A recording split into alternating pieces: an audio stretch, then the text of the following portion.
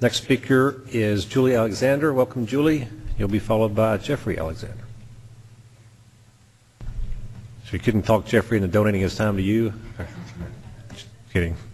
Welcome. You have 3 minutes. Thank you. My name is J.Alexander, and I'm a homeowner on Dunlap Street.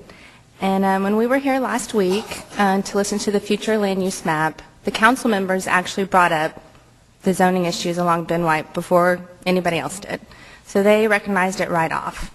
And we feel like if it's changed closer to Ben White, between Ben White and Dunlap, that our properties that face Dunlap should be something other than single family.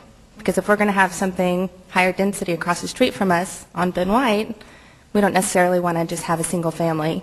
And we actually have 3 properties on Dunlap. So we feel like, the future land use map should be changed. It should be something different in the future. It looks exactly like the current zoning. And it's really not the future of Ben White. So that's why I think it should be changed. Thank you. J.Alexander, welcome. You'll have 3 minutes. You'll be followed by Jeff Jack, who will be followed by Sandy McMillan.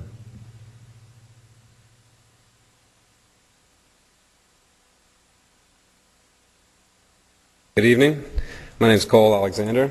My wife and I own a few properties on Dunlap Street.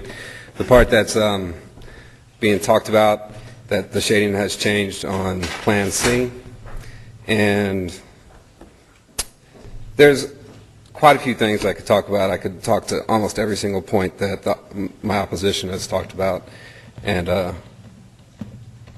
give them a good rebuttal on what they're trying to say. But pretty much what it was all about is they're trying to make the FLUM consistent with the neighborhood plan, which called for higher density mixed use type projects along the corridors. So we're pointing out the inconsistency, and on top of that, we're saying if the future land use of Ben White has changed, then we think that probably the future land use of our properties should change, since the mixed use, if there becomes a mixed use project. And that's another thing. There is no plan. I don't understand what they're talking about by presenting plans. We're just talking about the future land use of this area down here. What will it be like in 20 years from now? And it probably won't be 5 tear-down homes and a double-wide trailer. It's probably going to be something a little bit more than that. So I have heard, it's my understanding that there is a philosophy to have these mixed-use buildings front onto streets and not onto highways. So if they do front onto interior streets, then I think it'd be inappropriate to have 5 single-family homes, 3 of which should be torn down and facing a mixed-use project, if that makes any sense. There is one thing that I have a problem with, is that someone had mentioned that these people on Old Torf are going to get moved out. It's my understanding that no one's going to get moved out. No one's zoning is going to change. No one's property taxes are going to be affected. This is just what gives the option to the homeowners, or it gives them more options to the homeowners, what they can do with their property in the future, and can make it more valuable. And let's see, another thing is that it's my understanding also that this isn't a plan amendment. It's just a future land use map, no plan amendment. And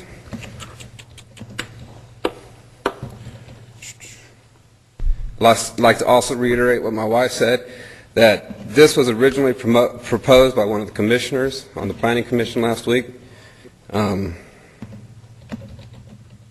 So they saw the inconsistency before any of us and pointed it out or talked about it. And I have to also say, the main people that are up here opposing Plan C, which I think is a good plan, they don't live anywhere near Dunlap Street. There's only 2 people that came up here and spoke that actually live on the part that has been changed, and they don't live on Dunlap Street either. So the people that are up here that are for Plan C are the ones that live on that street. And I guess my time's up. It is. Thank you, Mr. Alexander. Questions for Mr. Alexander, Council? Thank you, sir. Thank you. Jeff Jack, welcome. Saw Jeff earlier. Let's see, is Linda Land here? Linda was going to donate time to you, Jeff, but she's not here, so you have up to 3 minutes. Welcome. And you'll be followed by Sandy McMillan. Thank you, Mayor, council members. Welcome to our new council members, and good luck to you. Tonight you have a difficult issue here in front of you, but there are 3 points I'd like to make. One is about process, one's about the flum, and one's about mythology. It's true that we have a flum now as part of neighborhood planning, but I was president of the Neighborhood Association in '96 when we started neighborhood planning, and in the first neighborhood planning guidelines there was no such flum. The flum is a creation of city staff. In the Dawson situation, it's obvious they didn't have a flum. They're trying to create a flum that matches the zoning that was approved by council when the council approved the zoning that reflected the neighborhood plan. All they're asking is that that process be respected, and that if that land use is going to be changed, that it be changed through the amendment process, not through changing the flum. With regard to the flum, we all talk about it as future land use, but the reality is the day after that it's implemented, it's now. What we are seeing is that the moment that it's implemented, then staff uses it as a basis for making recommendations. So don't think about the flum being 20 years down the road. Think about it being tomorrow, because that's what staff's going to do when they look at an application. They will look at the future land use, and they're not thinking 20 years, they're thinking tomorrow. And the last point I want to make is about mythology. Since '96, when we started neighborhood planning, we have been dealing with the mythology of dense packing our neighborhoods. And for almost 10 years, we watched how that theory has gone. We have a new theory at play. The way to accommodate growth is dense pack the corridors. And I think we should learn from the lessons of the last 10 years about our neighborhoods. Dense packing the residential neighborhoods in some places is appropriate, but not in all places. And it should be done with the consent of the neighborhoods, with the understanding that it's in the betterment and the self-interest of the neighborhoods and enhancement to the neighborhoods. A lot of people didn't get all they wanted out of that theory. And so now they're looking at the theory of dense packing the corridors, all the corridors, instead of saying, well, some are appropriate and some are not. In this particular case, are we looking at what the neighborhood really wants and just wiping that aside because we are assuming that the mythology, that the dense packing of the corridor is the same everywhere? I think that's the wrong-headedness. I think it's going to get us in the same kind of situation we had with the idea of dense packing the residential areas.